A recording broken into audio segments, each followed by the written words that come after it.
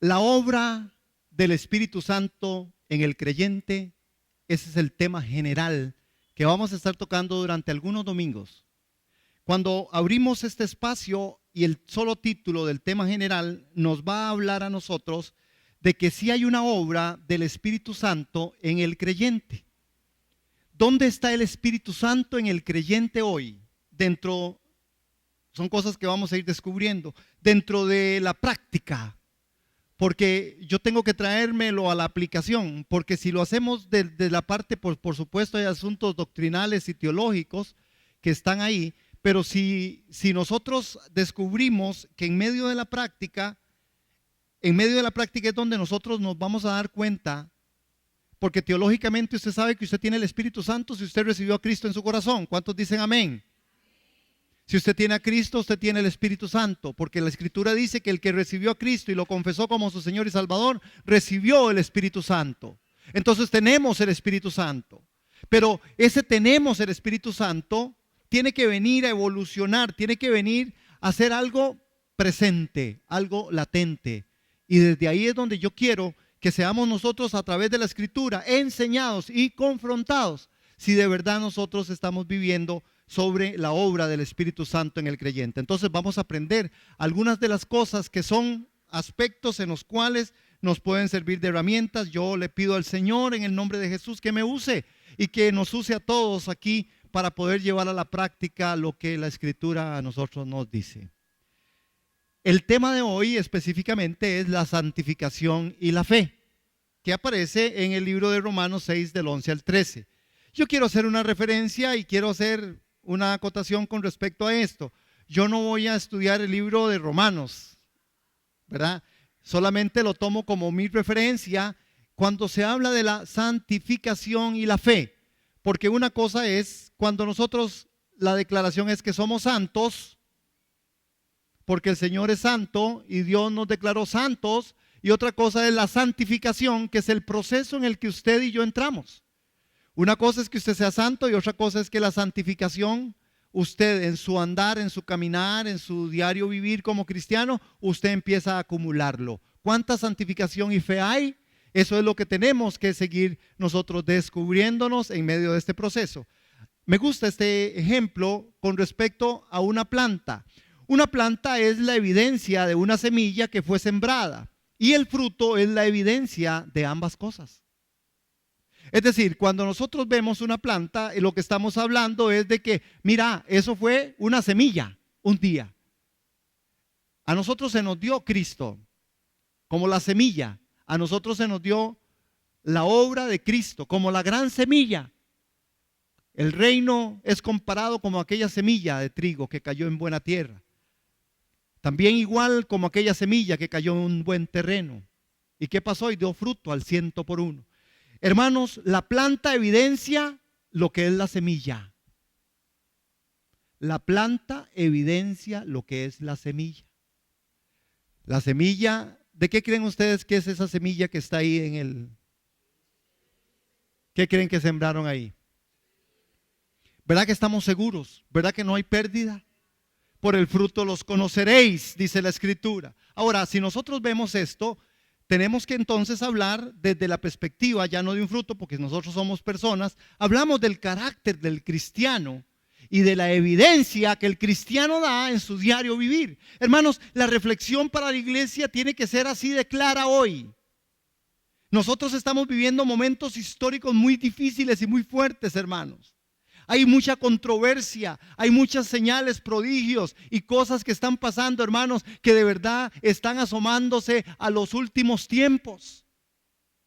Situaciones, hermanos, en donde la gente quiere oír y donde la gente quiere correr algunos espacios. No sé si ustedes estuvieron o tuvieron la oportunidad de poder ver a un hombre que creo que está en Costa Rica, que es un sacerdote colombiano, que viene de Colombia. Entonces, son multitudes los que se arriman y se le han arrimado, ¿verdad?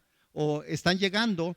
Y es un poco a veces contrario poder ver en una de las que vi ahí, una manta donde se habla de lo mucho que ellos veneran a esa señora, ¿verdad? versus la predicación y el milagro de Dios expuesto ahí, en medio de esto. Entonces uno dice, ¿cómo es la cosa?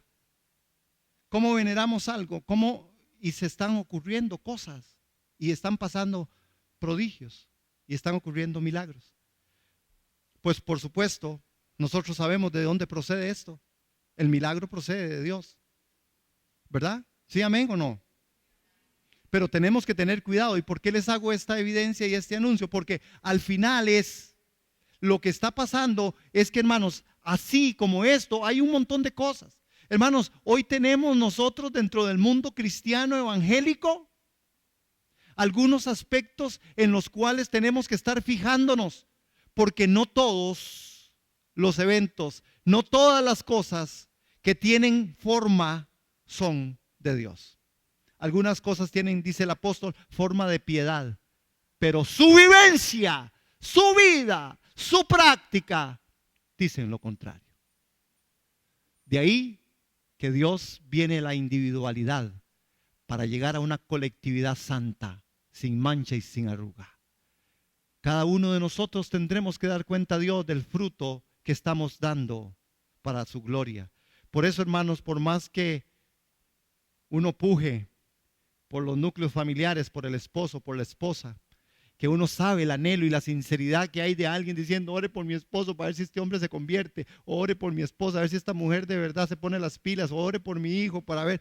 Uno sabe la sinceridad y yo creo que Dios escucha nuestra oración.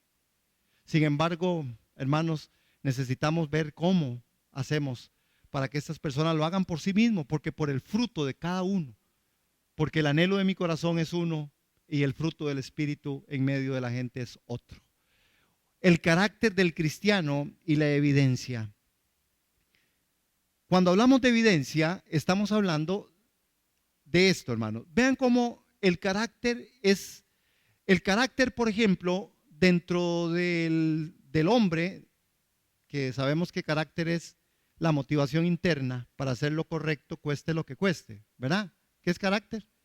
La motivación interna para hacer lo correcto, cueste lo que cueste. Eso es carácter. Carácter no es que usted se levantó hoy de mal carácter. No, eso es mala crianza. O que usted tiene un carácter así muy fuerte. No, eso es que los valores del verdadero carácter no han aparecido en su vida. Porque carácter es la motivación interna para hacer lo correcto, cueste lo que cueste. Carácter es lo que usted es cuando nadie lo ve. Eso es carácter. Entonces a veces hemos malfigurado y hemos hecho que personalidad la asumamos como carácter. No, una cosa es su personalidad o la mía.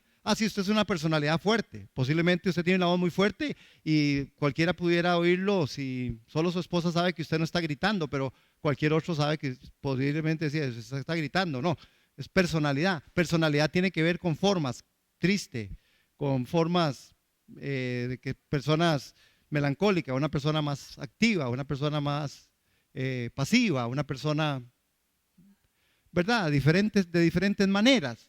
Pero cuando hablamos de carácter, hablamos del centro mismo. Y cuando nosotros vemos en la Escritura, el carácter es como un estado interior. Cuando el carácter es como un estado interior, hermanos, es amor, gozo y paz. Así está definido, ¿verdad? Esos son los frutos del Espíritu, ¿verdad? Amor, gozo, paz. Pero el carácter como un estado interior, lo que hace y produce en nosotros es internamente amor, gozo y paz. Y cuando usted y yo estamos conectados con el verdadero carácter, nosotros dentro de nuestro interior hay amor, gozo y paz. Ahora, esta es una parte y vean que aparece la parte de la evidencia. La evidencia de una persona que de verdad es creyente, que la semilla de Dios está y que el Espíritu Santo está funcionando en esta parte interior, es una persona que evidencia amor, gozo y paz. Y ahí está el primer punto en el que usted puede decir, a ver, ¿por dónde voy? Dentro de la parte interna. También existe otra evidencia que es la parte 2, el carácter como una expresión hacia el prójimo. Porque cuando hablamos del carácter en esta dimensión, ¿verdad? Estamos diciendo que es como la expresión hacia el prójimo. ¿Cuáles son los frutos que yo tendría que dar en expresión en evidencia con respecto a la parte de hacia el prójimo? Bueno, tienen que salir de mí tolerancia, benignidad y bondad. Si usted quiere analizarse, y yo también, a la luz de las escrituras, del principio bíblico y de la definición que carácter es la motivación interna para hacer lo correcto, cueste lo que cueste, y que la semilla del Espíritu Santo fue sembrada en mí, que el Espíritu Santo está en mí, que la semilla del amor de Dios está en mí, entonces yo voy a empezar a evidenciar y a expresar estas cosas que son evidencia.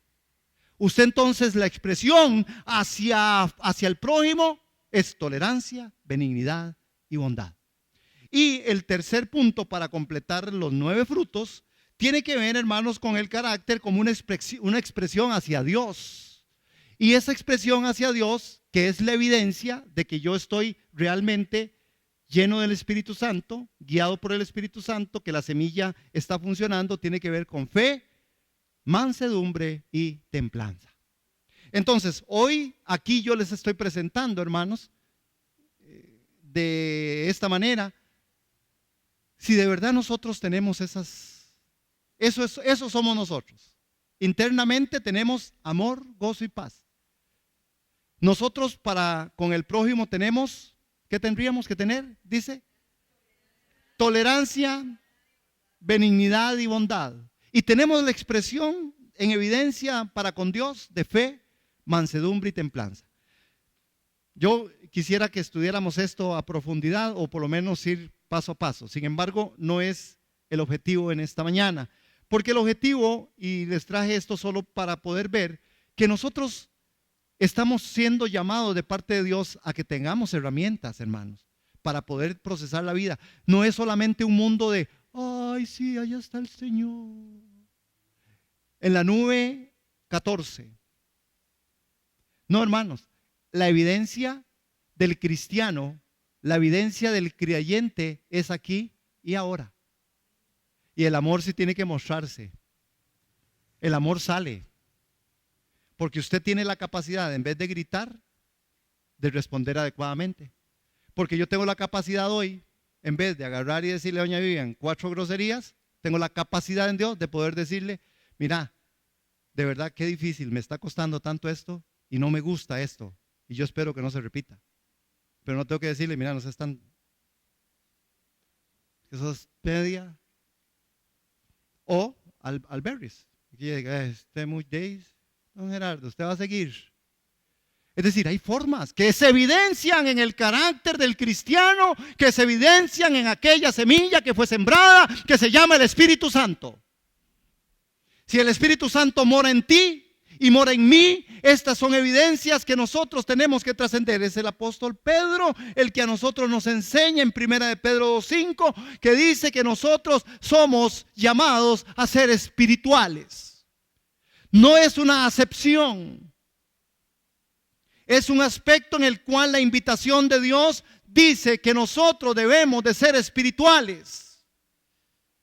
Que si nosotros evidenciamos el amor, el poder de Dios, si nosotros estamos evidenciando la santidad y la santificación y en fe, nosotros estamos evidenciando estos aspectos. Y quiero decirles que espiritual y espirituales no describe a todo creyente, hermano, sino al que es guiado por el Espíritu Santo.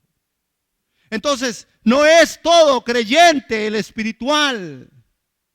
Usted puede tener el Espíritu Santo. A mí no me cabe duda si confesó que Jesús es el Señor. ¿Cuántos dicen amén? Usted tiene a Cristo, tiene el Espíritu Santo. Eso es verdad, hermanos. Amén. Pero no te hace espiritual. El hombre y la mujer espiritual tienen que ver con que es guiado por el Espíritu Santo. Hermanos, y cuando hablamos de guianza del Espíritu Santo, nosotros tenemos que entender que hay una parte del sentido común que a nosotros se nos dio. Hermano, la parte espiritual tiene que ver con aspectos de los que Dios no me está pidiendo a mí nada. Si Dios, cuando dio la ley, cuando dio los mandamientos, cuando envió a Jesucristo, no nos mandó a cosas imposibles. Nada hay imposible que usted y yo no logremos hacer. Solo piense en una cosa, en una sola que a usted le pueda costar, porque a mí me cuestan muchas. en mi personalidad y en mi falta de carácter en algunas otras. Me faltan muchas, pero aún en mi debilidad. Y es lo que el Señor me decía en este tiempo de ayuno. Aún yo no, ¿para qué se queja de tus debilidades si yo nunca he ocupado tu fuerza? Es lo que el apóstol Pablo le dijo al Señor y le fue revelado. Bástate mi gracia, porque mi poder se perfecciona en tu debilidad. En mi debilidad yo puedo amar. En mi debilidad, aunque me cueste mucho, puedo tener mansedumbre. En mi debilidad yo puedo caminar en santidad. En mi debilidad yo puedo mantener el aspecto de un hombre que ama y teme a Dios. Y por eso no señalo a mi hermano, ni golpeo a mi esposo, a mi esposa, a mis hijos, ni soy grosero, ni soy antagónico, ni soy una persona, hermanos, prepotente, orgullosa, ni soy tampoco una persona que estoy tratando de buscar solo mis valores y mis respetos, sino que me doy y me entrego, hermano. Mansedumbre. ¿Cuántos me dicen amén?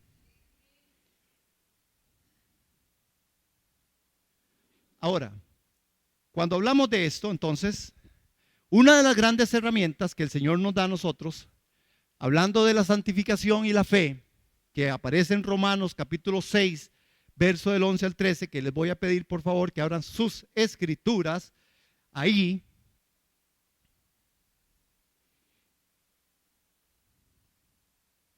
Y vamos a tener esa lectura en Romanos capítulo 6, verso del 11 al 3, perdón.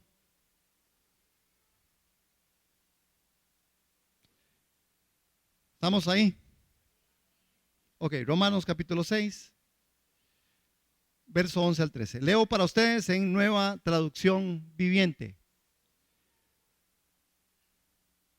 Dice así la escritura: así también ustedes deberían considerarse muertos al poder del pecado y vivos para Dios por medio de Cristo Jesús.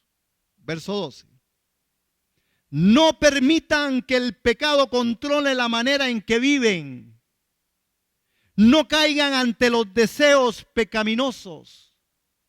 Verso 13. No dejen que ninguna parte de su cuerpo se convierta en un instrumento del mal para servir al pecado. En cambio, entréguense completamente a Dios, porque antes estaban muertos, pero ahora tienen una vida nueva. Así que usen todo su cuerpo como instrumento para hacer lo que es correcto para la gloria de Dios. Aleluya, hermanos. Hermanos, nosotros necesitamos caer a cuentas como lo estamos haciendo en esta mañana. Entonces, que en Romanos, en la parte de la santificación y la fe, cuando nosotros hablamos de esto, hay un llamamiento a aceptar las consecuencias de la cruz. Porque si yo no llego a aceptar las consecuencias de la cruz, nosotros entraríamos en un problema, porque esta petición de parte de Dios, hermanos, usted no lo logra, ni yo tampoco, menos yo, por sí mismo. Necesitamos entonces un llamamiento para aceptar las consecuencias de la cruz. Entonces, a partir de ese momento es donde nosotros logramos la formación del carácter y la espiritualidad. En la formación del carácter y la espiritualidad se dan a razón de que la obra de Cristo fue una y para siempre.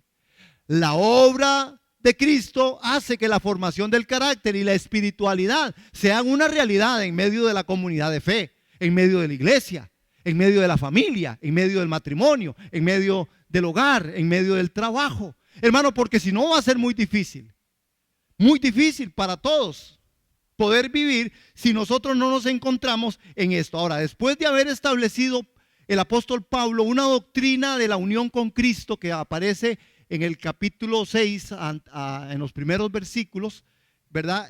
Pablo entra en un terreno de la vida práctica de todo creyente. Esto que nosotros vemos hoy aquí es la práctica. Hay 3 versículos que son del 11 al 13, que allí se aprecian que todo creyente es llamado a adoptar actitudes fundamentales que significan, hermanos, nada menos que aceptar las consecuencias de la cruz en su vida. Si yo no acepto las consecuencias de la cruz en mi vida, No solo, porque nosotros, hermanos, podemos aceptar los beneficios de la cruz. Y ahí es donde nosotros hemos fallado en alguna medida. Porque los beneficios de la cruz están para usted y para mí. ¿Cuántos dicen amén?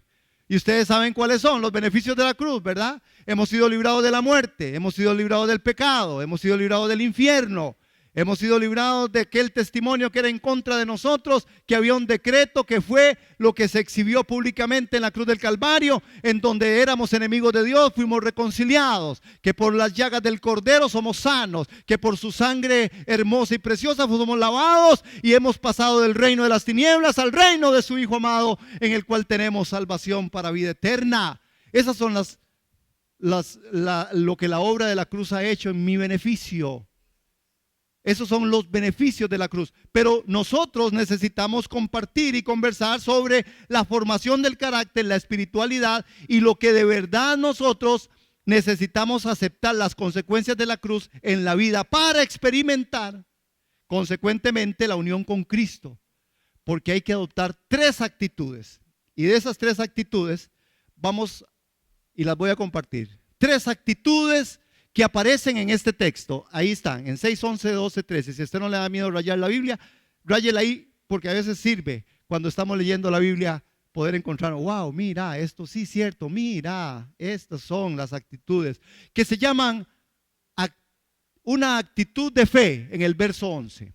En el verso 11 aparece una actitud de fe que dice: así también vosotros, considerados muertos al pecado, pero vivos para Dios en Cristo Jesús, Señor nuestro. Eso es lo que dice. Esa actitud se llama actitud de fe. Es que yo debo de considerarme. Es la escritura cuando me dice consideraos. Porque considerar lo que hace es expresar fe. La palabra básica es considerados, porque expresa una actitud de fe. Dejo de crecer. Y aprendí que este considerado, yo debo de considerar, tiene una parte económica. Considere usted cuánto anda en su bolsa antes de ir a pedir la comida. Considere cuánto anda en su bolsa antes de despojarse de algo. Considere cuánto es lo que usted tiene en bolsa para poder llegar a hacer lo que usted necesita hacer. Considere. Considere, habla y expresa una actitud de fe. Y ese verso 11 se recalca de esta manera. Lo segundo, después vamos a estudiar más a fondo otros aspectos con respecto a esto. Hoy solamente les estoy mencionando las consideraciones. Una actitud de rechazo. Vean el verso 12. Es una actitud de rechazo. La primera que era una actitud de...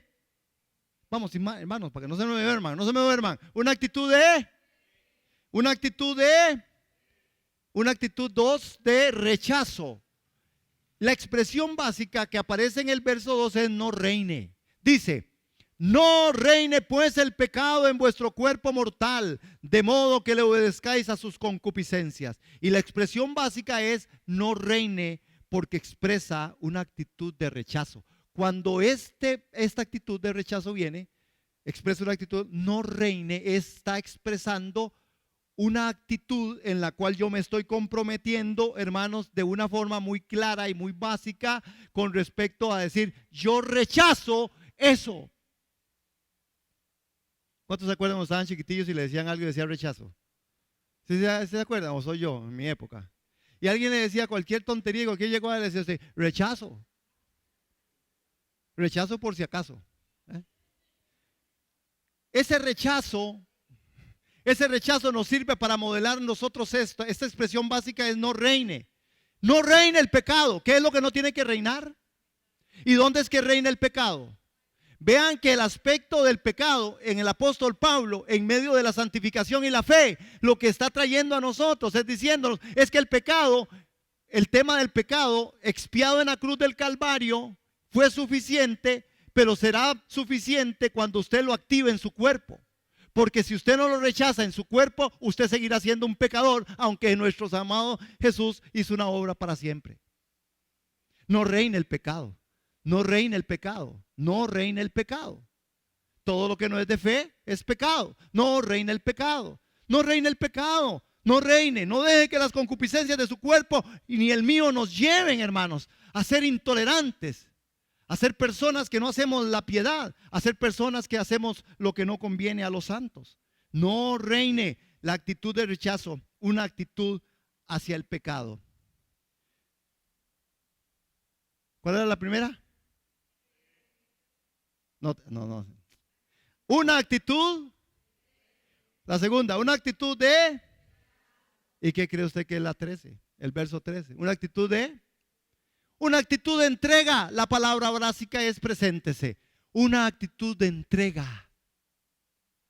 El apóstol ahora en verso 13 nos dice: preséntese ustedes mismos a Dios como vivos entre los muertos. La palabra básica es presentaos, porque expresa una actitud de entrega. Estas tres actitudes fundamentales, hermanos, son lo que nosotros debemos de descifrar y de poder ver y de poder trabajar en nuestras vidas. Esta expresión básica porque expresa una actitud de entrega. Preséntese. Entonces, ¿cómo logro en actitudes? Cuando nosotros hablamos de carácter, cuando hablamos de santificarnos, tenemos que tener el patrón de Dios. Usted y yo no llegaremos a la santificación y la fe si no es por el patrón de Dios. Y a veces la iglesia sigue luchando con algunos aspectos que son buenos, pero que no dan el resultado o la realidad a lo que Dios nos está llevando. Usted pudiera orar mucho y yo también. Usted pudiera ayunar mucho y yo también. Eso no nos lleva a la santificación. Ese proceso de santificación tiene que ver con una actitud. Depende entonces, yo sí le digo, entonces depende de la actitud como usted ore. Depende de la actitud que usted tenga para ayunar. Depende de la actitud que usted tenga para aprender. Depende de la actitud que usted tenga para adorar. Depende de la actitud que usted tenga para estar, para congregarse. Depende de la actitud, hermanos. Porque a veces los chicos se comen algo porque les prometieron otra cosa. Si se come eso, lo llevo a jugar. Si se come eso, le doy el juguete. Si se come, y a veces nosotros estamos, hermanos, lamentablemente a veces siendo personas así. No, es que hay que orar, es que hay que orar, es que hay que orar porque hay que orar. ¿Pero por qué orar? No, hay que orar porque esto está feo. ¿No será que tengo que orar porque yo soy un hijo de Dios? Tengo que tener una actitud de presentarme, tengo que tener una actitud de fe, tengo que tener una actitud de rechazo hacia el pecado. ¿No será que yo tengo que hacer eso? ¿No será que tengo que ver cómo hago que el carácter de verdad en mí sea moldeado conforme a la Escritura? El apóstol Pablo nos regala a nosotros en estas tres actitudes, que son las actitudes fundamentales y que nosotros vamos a ver y que tenemos que ir tal vez viéndolas de una forma despacio, porque Pablo inmediatamente nos dice a nosotros algo. Estas actitudes se consiguen en la siguiente declaración. Estas actitudes se consiguen en medio de esta declaración. Dios no nos ha dejado nada difícil. Hermanos, la fe no lo hace fácil, lo hace posible. Y Dios en su escritura, por eso, hermanos, no se vale. Es que estos son mis genes. Esos son mis genes. No, pues es una nueva criatura. Es que yo soy así porque así fue como a mí me zampaban por. Hermanos, usted sabe que yo hubiera seguido el patrón de mis papás. Vale que ya están muertos y se graba y los oyen, no me van a decir nada. Pero el patrón de mis papás, yo el menor de 12, contaba con 11 mamás y con 11 papás. Todo mundo, habían capacidades implícitas en mi núcleo familiar.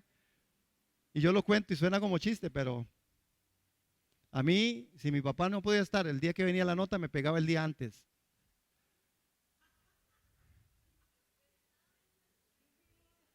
Porque decía, de todas formas no voy a estar, pero yo sé que usted, en conducta seguro eso viene como con un 5. Y oiga, y decía, yo que no conocía la escritura, pero ni carne ni sangre, verdad.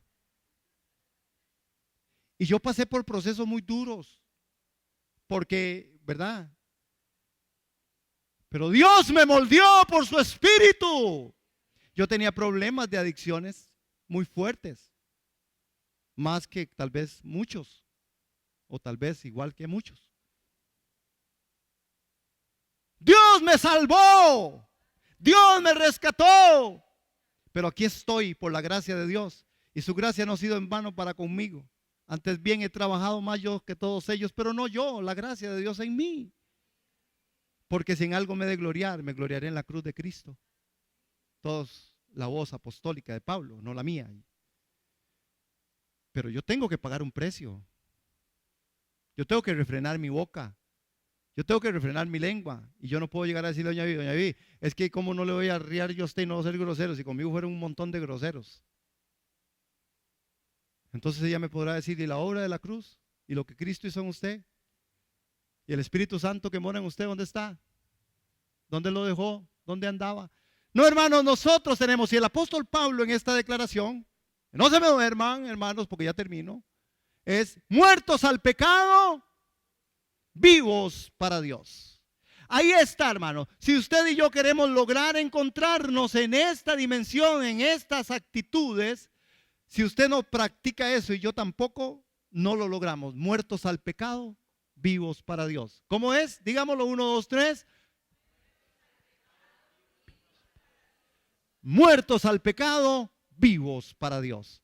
Porque aquí se conjuntan, hermanos, estas situaciones. Una es que de este principio sale espiritualidad, sale carácter y sale evidencia. ¿Se acuerda que hablamos de las evidencias? De aquí, hermanos, de este principio sale la espiritualidad, el carácter y la evidencia. Hemos visto que el sentido que Pablo asigna al pecado en Romanos 6 se vincula con la carne, con la naturaleza humana caída, a la cual él dice, usted está muerto a esa naturaleza pecaminosa caída. El pecado ya no tiene lugar en su vida. Ah, hermano, en la suya, la tuya. Porque yo sí, hermano, yo soy débil, yo no puedo ser un odioso y decir que yo no peco. Para el estudio. Pero muertos al pecado y vivos para Dios. Quiero dejar en esta mañana este fundamento, esta base teológica, doctrinal y de aprendizaje, espero, de aplicación. Solamente diciendo esto: si la semilla fue sembrada, el fruto tiene que verse. La actitud se consigue con trabajo arduo. La verdad no cae del cielo. Sí, está en la Biblia y se encuentra de rodillas. Está en la Biblia y se encuentra de rodillas, en una permanencia, en una forma en la que usted y yo tenemos que seguir luchando, de seguir hasta donde Dios nos ha llamado. Sufrir por causa del reino, sufrir por causa de Cristo. Amén. ¿Cuántos dicen amén? Amén.